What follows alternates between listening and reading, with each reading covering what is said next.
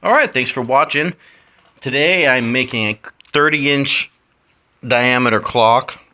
I initially wanted to mill the numbers into the wood, raised textile, but it's bigger than my machine would allow, and I didn't, because it's a circle, I didn't feel comfortable with tiling it. So what I did is I just went ahead and cut it out on my table saw. I drilled a hole 15 inches away from the blade. Excuse me. I drilled a hole 15 inches away from the blade, and then just went ahead and spun and stuck a bolt through and spun it in circles and slowly raised the blade up on the table saw until I got all the way through. It was a little scary. I'd never done that before, but it worked fine, and it was a piece of cake.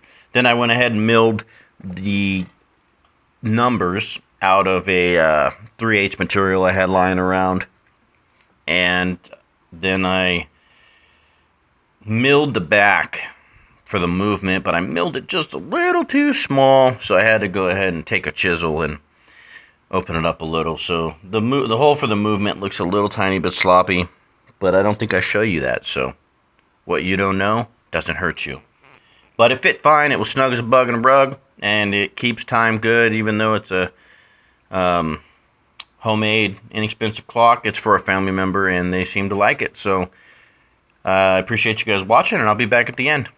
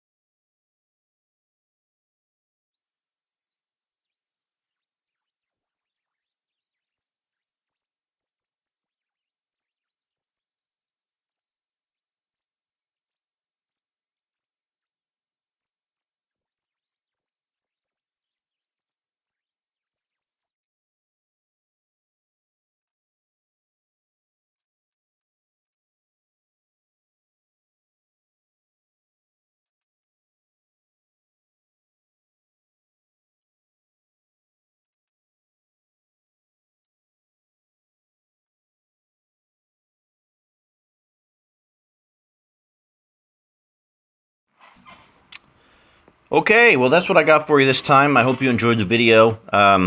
Hit that subscribe button and thumb it up. So coming up, I have a little experiment I'm going to do. I'm going to be building a little mini hydroelectric plant to go in my front yard to hopefully power a few little lights, landscaper lights type stuff. Be nothing big, and I've never done anything like it before, so it may be a total and utter failure. It'll be several different videos. The first one I'm going to do is just going to be essentially making the trough and figuring out a way to mount the water turbine, and then figuring out a way to generate a siphon with like a little bit of a waterfall down a a plume of some kind to spin the wheel.